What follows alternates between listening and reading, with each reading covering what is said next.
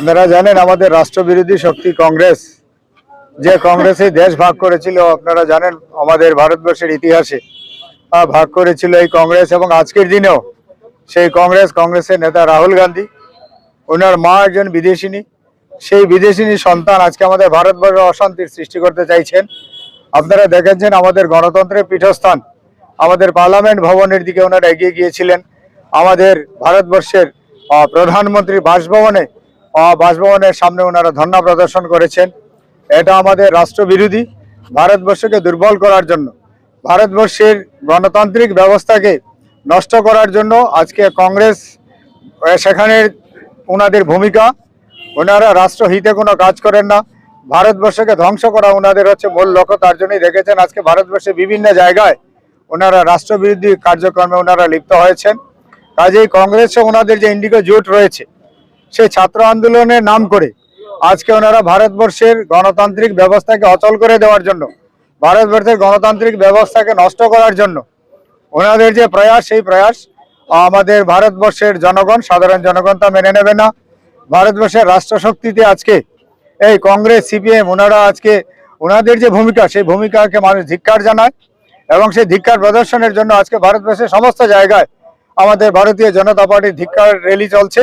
আজকে আমাদের এই ধিক্কার র্যালিতে আমরা এখানে সামিল হয়েছেন আমাদের ধর্মনগরের সম্মানিত মন্ডল সভাপতি শ্যামলনাথ মহোদয়, উপস্থিত হয়েছেন জেলা সভাপতি সম্মানিত কাজল দাস মহোদয়, উপস্থিত হয়েছেন আমাদের মন্ডল, জেলা মোর্চা সহ সমস্ত স্তরের কার্যকর্তারা, আপনারা প্রেস মিডিয়ার বন্ধুরা, আপনারা এসছেন।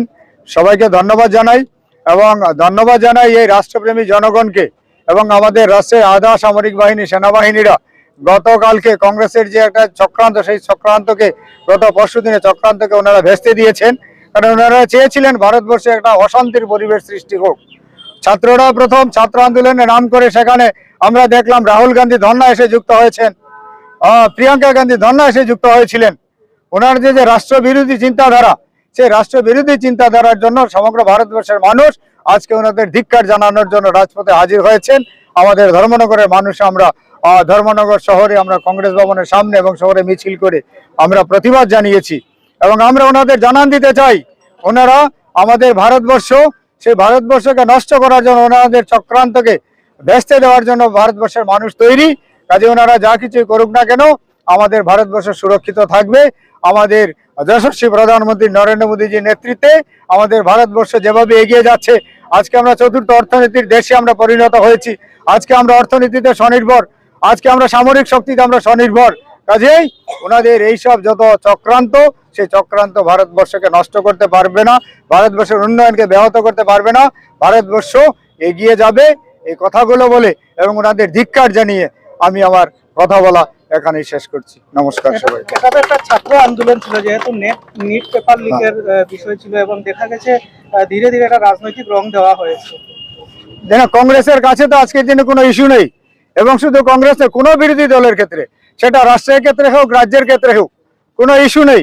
কাজে ওনারা এইসব ইস্যু নিয়ে, ছাত্রদের ইস্যু নিয়ে ওনারা একটা রাজনৈতিক রং সেখানে দিয়ে ভারতবর্ষে বিশৃঙ্খল পরিবেশের সৃষ্টি করতে চাইছেন। ভারতবর্ষের মানুষ তা ওনাদের নস্যাৎ করে দিয়েছেন। কাজে আগামী দিনও মানুষ তাদের যোগ্য জবাব দিবে। বিভিন্ন পার্টি সম্পর্কে আপনি কি বলবেন? কংগ্রেস পার্টি তারা তো আগে থেকেই এখানে আন্দোলনে আছে। এটা তো আসলে কোনো আন্দোলনই নয়। আপনারা দেখেছেন নিট পরীক্ষা নিয়ে আমাদের দেশের যশস্বী প্রধানমন্ত্রী একটা সদর্থক ভূমিকা গ্রহণ করেছেন এবং যাদের বিরুদ্ধে অভিযোগ ছিল 13 জনকে গ্রেপ্তারও করা হয়েছে। তার জন্য আমাদের যশস্বী প্রধানমন্ত্রী একটা বার্তা দিয়েছেন আমাদের রাষ্ট্রবাসীকে। তারপরে ওনাদের আন্দোলনের কোনো প্রশ্নই ওঠে না। এটা হচ্ছে শুধু একটা রাজনৈতিক রং দেখানো এবং ভারতবর্ষের উন্নয়নকে স্তব্ধ করে দেওয়ার জন্য ওনাদের একটা প্রয়াস। কাজেই ভারতবর্ষের মানুষ তা নস্যাৎ করে দিয়েছেন। এবং আজকে আপনারা দেখছেন ভারতবর্ষের সমস্ত জায়গায় আজকে বিক্ষোভ মিছিল চলছে। বিক্ষোভ মিছিলতে একটাই বার্তা, যে রাষ্ট্রবিরোধী শক্তি নিবাদ যাক। সেটা কংগ্রেস, সিপিএম, ইন্ডিগো জোট যারা রয়েছেন, ওনাদের বিলুপ্ত যা আমরা চাই এবং ভারতবর্ষের উন্নয়ন আরো ত্বরান্বিত হোক, সেটাই হচ্ছে ভারতবর্ষের লক্ষ্য। আমাদের যশস্বী প্রধানমন্ত্রী নরেন্দ্র মোদীর লক্ষ্য, আমাদের ত্রিপুরা রাজ্যের মাননীয় মুখ্যমন্ত্রী প্রফেসর ডক্টর মানিক সাহা, ওনার লক্ষ্য, সেই লক্ষ্যেই আমরা এগিয়ে যাচ্ছি। আমরা ভারতীয় জনতা পার্টি, আমরা সবকা সাথ সবকা বিকাশের নীতিতে আমরা বিশ্বাসী।